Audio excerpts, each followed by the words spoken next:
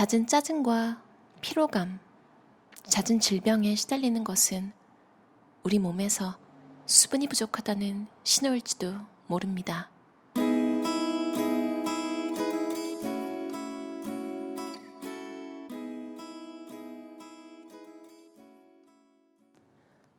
더 이상 동안이 아닌 것도, 살이 찌는 것도, 짜증이 는 것도, 피부가 나빠진 것도 모두 다 물 때문이다. 신체 기능이 이상을 일으키는 가장 흔한 원인은 스트레스입니다. 그런데 다른 특별한 이유가 하나 더 있어요. 그것은 바로 만성 탈수입니다.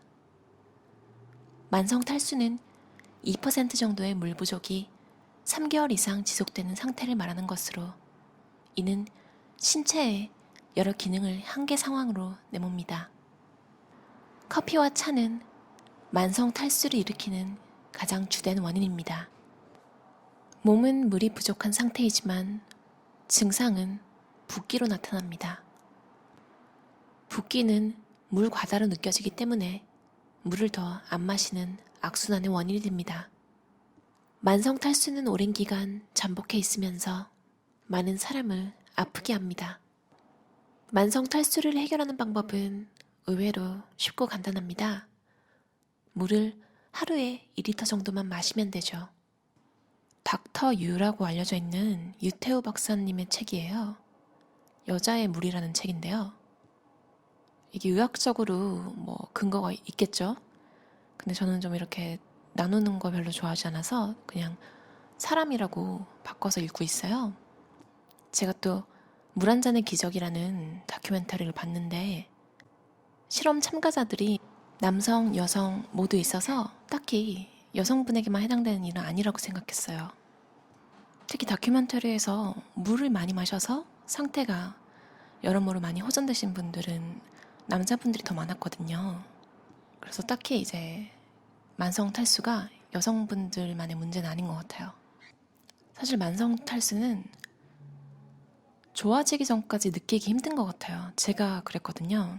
혹시 커피를 하루에 한 3잔 이상 드시고, 차 포함해서요. 제가 원래 물을 되게 좋아하는데 지금 사는 집에 정수기가 없어요. 그러니까 한국은 좀 렌트를 하거나 하면 이제 그 싱크대에 정수기가 달려있는 집도 있잖아요. 제가 있는 곳에서는 탭워터라고 그냥 수돗물을 다들 마시는데, 저는 여기서 태어난 사람이 아니라 그런지 냄새가 좀 역하게 느껴지더라고요. 그래서 물을 좀 자연스럽게 덜 마시게 됐어요. 물 마시라는 게 참 웃기죠. 선호도가 있더라고요. 제가 근처 다른 지역으로 놀러 간 적이 있는데 그 지역의 수돗물은 맛이 다르더라고요. 정말 맛이 확 달라요. 그래서 깜짝 놀랐던 기억이 나요.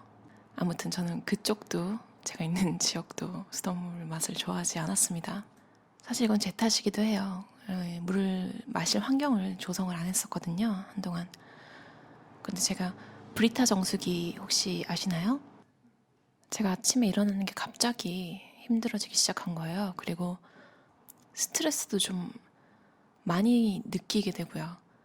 사실 보통 이런 상태가 나타날 때 물일 거라는 생각은 잘 못 하잖아요. 심지어 목이 말라도 일반적으로 사람들은 먹을 걸 생각하는데, 목이 마른 상태를 목이 마르다고 못 느끼고 출출하다고 야식이 필요하다 이렇게 느낀다고 해요. 사실 근데 그거는 수분이 부족해서 목이 마른 상태가 사실은 더 많다고 하네요. 아무튼 이제 좀 제가 커피에서 콜라까지 이제 손을 대기 시작하면서 걷잡을 수가 없더라고요. 그래서 이것들을 대체하려면 물맛에 신경을 써야 한다. 그래서 제가 브리타 제일 저렴한, 여기서 한 15,000원 그 정도 하더라고요. 그래서 그걸 사서 첫날부터 엄청나게 마셨어요. 신기하게 그 물 많이 마신 날 콜라가 마시고 싶다는 생각도 안 들고, 커피는 아침에 일어나서 마셨어요. 근데 당분이 많이 들어간 한 입 마시고 나니까 역하게 느껴지더라고요. 그래서 못 마셨어요. 평소 같았으면 마셨을 텐데. 그리고 제가 만성적으로 입술이 항상 터요. 정말 이건 평생 그랬어요. 나아질 때도 있었는데 그 이유에 대해서는 깊이 생각해보지 않았던 것 같아요. 근데 제가 의식적으로 물을 마시려고 노력하고 증상을 좀 체크해보려고 노력을 했을 때 그 물을 많이 마신 날, 평소보다 많이 마신 거죠. 그 다음날 입술 튼 게 어느 정도라고 할까요? 한 80% 정도 나아져 있었어요. 그래서 깜짝 놀랐던 기억이 나네요. 그리고 얼굴 피부도 수분이 가득하게 돼서 되게 부드러워졌었어요. 평소보다. 저는 몸 쪽은 못 느꼈는데 물 드시고 나서 뱀살이라고 하나요? 약간 그 각질같이 되게 드라이하게 하얗게 일어나는 증상 있잖아요. 그게 나아지신 분들도 많다고 하더라고요. 그리고 그 첫날 시작한 다음날 아침에 일어나는 건 정말 편하게 일어나서 또 깜짝 놀랐던 기억이 나요. 도미니크 로로도 심플하게 산다 2에서 물의 중요성을 강조했는데요. 차나 커피는 흔히 생각하는 것과는 달리 우리 몸의 수분을 고갈시켜 몸을 건조하게 만든다. 카페인이 함유되어 있기 때문이다. 그러므로 술, 커피, 차를 마실 때는 적어도 그만큼의 물을 마시도록 해라. 이거 닥터유 박사님 책에도 그렇게 나와 있어요. 끊으라는 얘기는 좀 극단적이잖아요. 사실 힘들기도 하고요. 그래서 그 박사님 책에는 마신 만큼의 물을 항상 더 마시라고 되어 있었는데 도미니크 로로도 그렇게 얘기했네요. 저는 이건 좀 쉬운 것 같아서 그냥 커피는 평소대로 마시거나 조금 덜 마시고 일부러 그런 건 아니고요. 물을 많이 마시니까 커피에 대한 생각이 조금 덜 나더라고요. 그래서 그냥 자연스럽게 덜 마시게 됐어요. 물은 옆에 두고 계속 마시고요. 닥터유 박사님 책에도 이렇게 나와 있어요. 커피에 들어있는 몇몇의 성분은 몸에 좋습니다. 하루 3잔 이하로 적당히 마시면 위암, 간암, 대장암 등 각종 암을 예방하고 머리를 맑게 하고 신체의 에너지 소비량을 높여 다이어트에도 효과적입니다. 물론 모든 사람에게 해당되는 건 아니래요. 위궤양이나 과민성 내장질환, 심장이 예민한 사람한테는 커피가 좋지 않을 수도 있대요. 저는 커피를 그렇게 즐기는 타입은 아니었는데 제가 스콧 아담스 책 좋아하잖아요. 거기서 스콧 아담스가 커피를 약간 우리 몸이 자동차라면 휘발유 같은 엔진 부스터 같은 느낌으로 쓰더라고요. 그리고 아침에 일어났을 때 그냥 기분 좋게 하루를 시작하려는 하나의 리추얼 같은 느낌으로 저는 커피를 내려요. 왜냐면 향이 좋더라고요.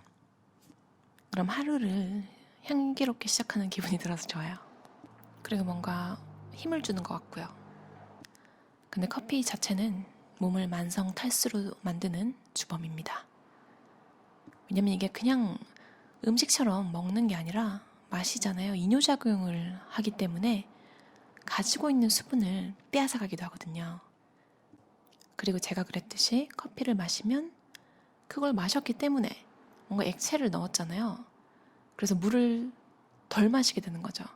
커피가 물을 몸에서 앗아가는데 또 평소에 마시던 물보다 커피를 마심으로써 적게 물을 섭취하는 거죠. 그러니까 굉장히 나쁜 습관이 되는 거죠.